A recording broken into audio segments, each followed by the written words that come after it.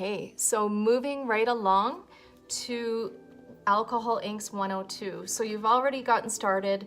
You've picked up whatever color scheme you want, either the Pinata or the Tim Holtz or the Copic markers, or a combo of both so that you can find your favorite one. These were all the things that we had. I'm not gonna go through that. It's on the 101 video. We have some brushes, stir sticks, straws, Q-tips, the tiles, Yupo paper, blending solution, alcohol. And now we're going to get into some of the 102 stuff. So 102, I'm going to move these tiles out of the way. So we're gonna move them to the side.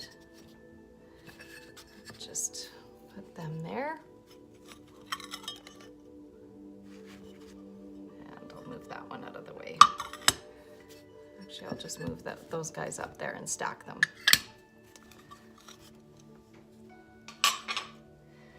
Okay, so with the alcohol inks, there's some more colors that I like here that I'm just gonna put up, and these are my favorite colors.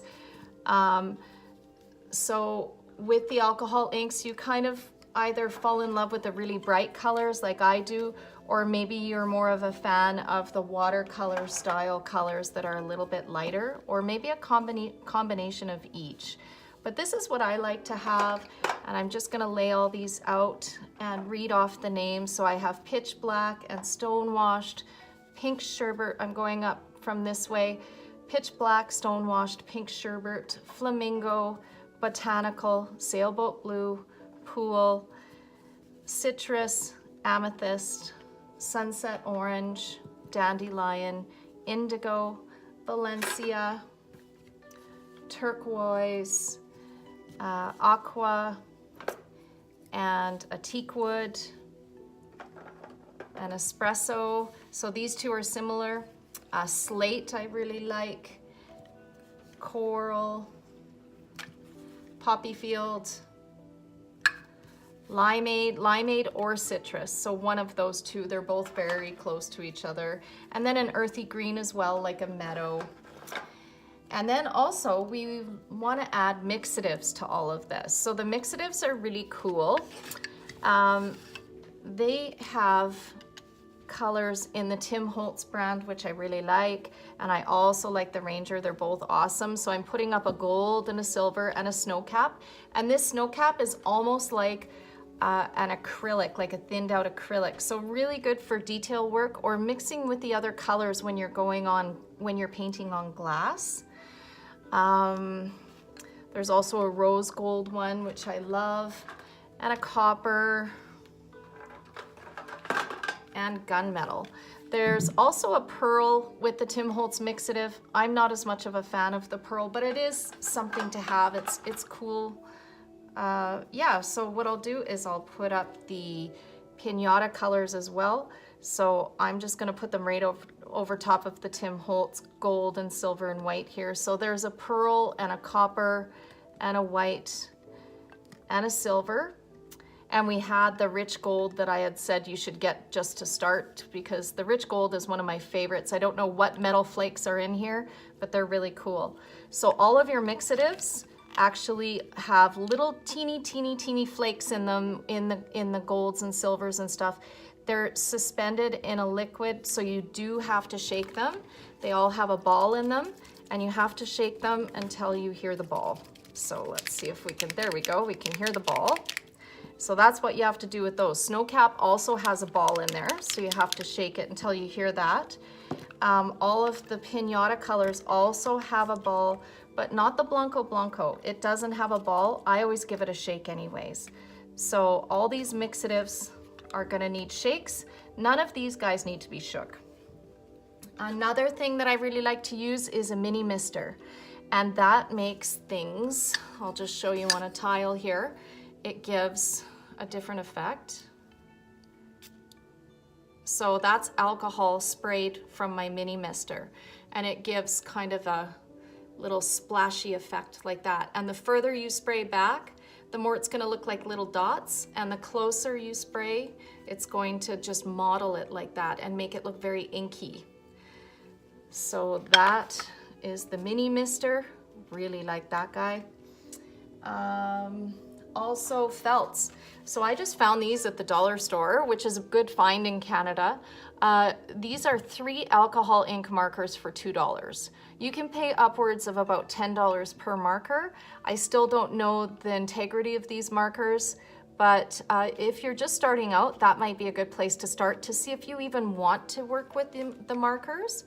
I'll just show you what they do after I show you a few more kinds of markers that are available in Canada. So we also, I'm gonna move this alcohol, it's a little bit big. So this is the dollar store brand. Copic markers are about $8 each, and they have 2 tips on them as well, a chisel tip and then kind of a brush tip. And then Sharpies, if you can believe it, are actually alcohol ink as well. So you can use Sharpies, but the quality isn't quite as good as the Copic, nor is it as good as the Spectrum Noir. I love the Spectrum Noir the way that this tip is. It just helps me draw really nice things. And then there's also the brush tip. So there's that. You can also get, this one here is Art Minds dual tip permanent marker. Not even sure if that one's ink, so that one might be more for detail work. Micron pens are actually really fun to work with. I like to have at least a black one, and this one is a multicolor set. Haven't even tried the colors yet, but I do love my black Micron pen. I use it for signing my work and for outlining my work.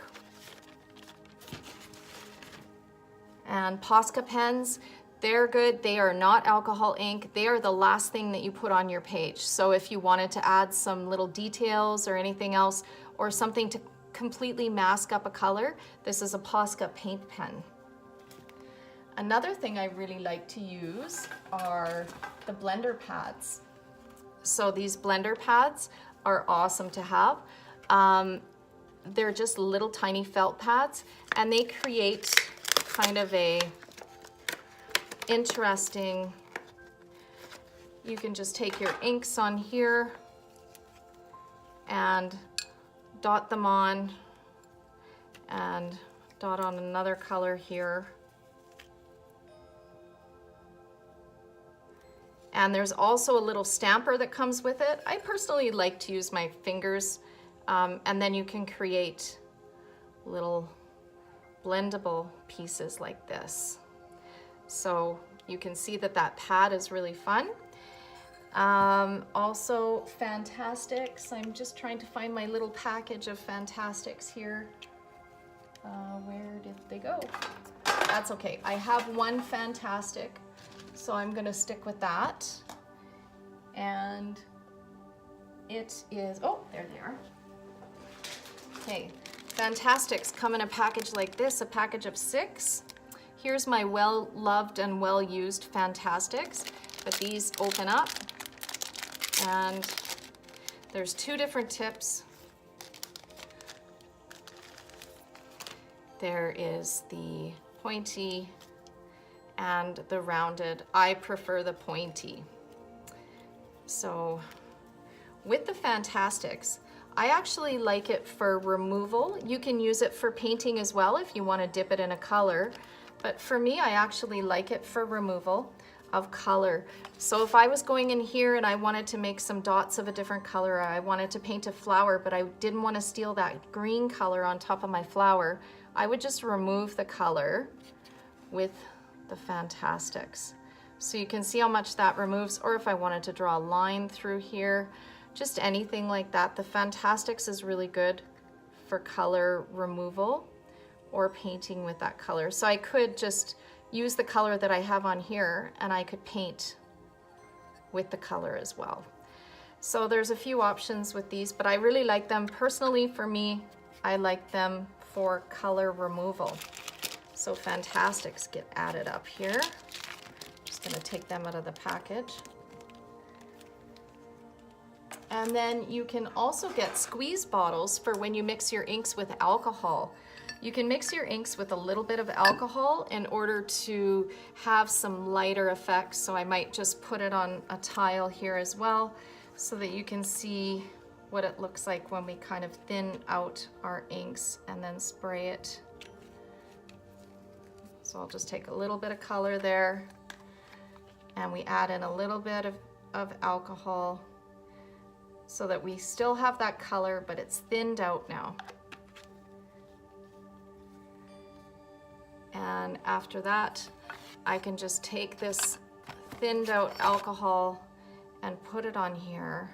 Oh, might have to give that a little cut.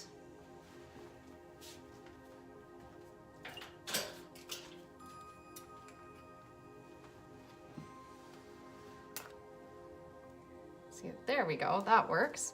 Okay, so we take the alcohol and we just squeeze it on, and it's thinned out with alcohol and the color, so it still looks like the color, but it's thinned out. So we'll watch that dry and see what that does. So that is also going to help you. You can get these squeeze bottles if you're lucky at a dollar store in Canada, or more expensively at Michael's. So this guy can go here. I can pick up the lid. And we also have blending tools, so dental tools, which I really love to use. These dental tools are really helpful for making dots. And you can make dots with your paintbrush, so you don't have to run out and buy these. But if you're really interested in creating dots or removing color, dropping this into the alcohol and creating dot lines like this are really fun. And you can get a lot of dots out of this.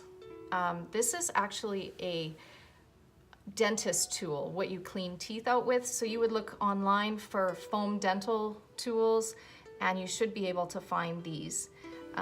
They're also called micro applicators. So there's a smaller guy that I got here, and this one looks the same as the other one, but the foam is smaller on it, and it obviously makes even tinier little dots. And that is called a micro applicator. So that's what you would be looking for on Amazon, and that's the only place I found them in Canada. So other than that, I think that it's really good. I'm gonna give you one out of the 3 varnishes that I use, because this varnish is going to make your paintings last.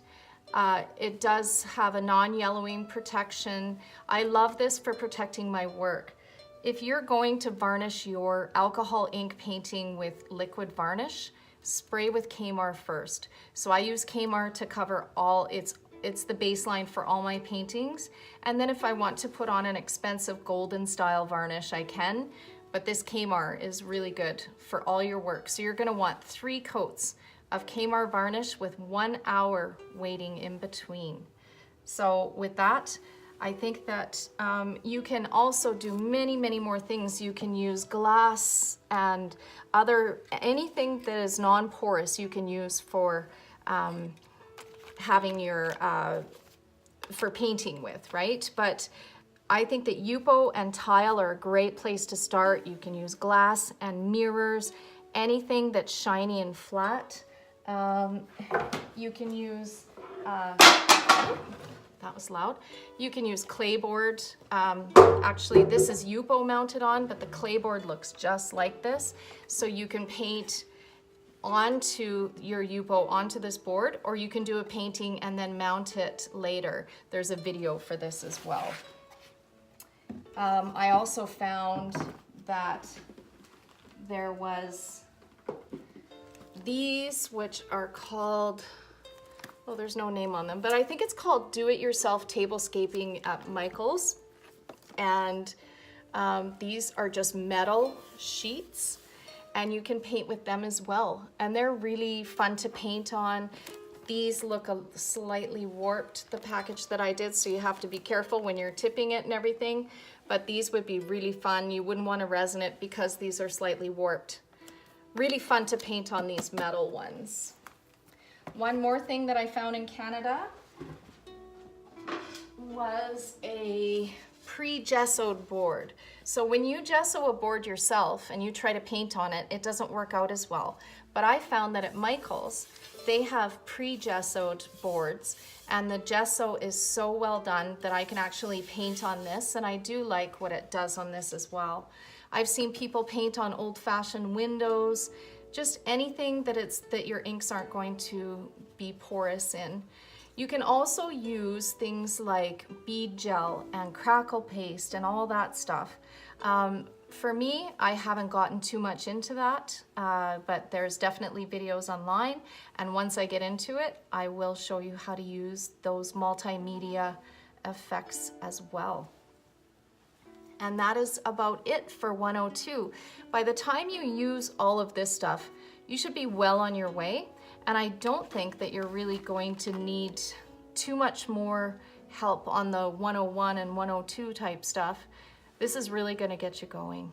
So that is part 2.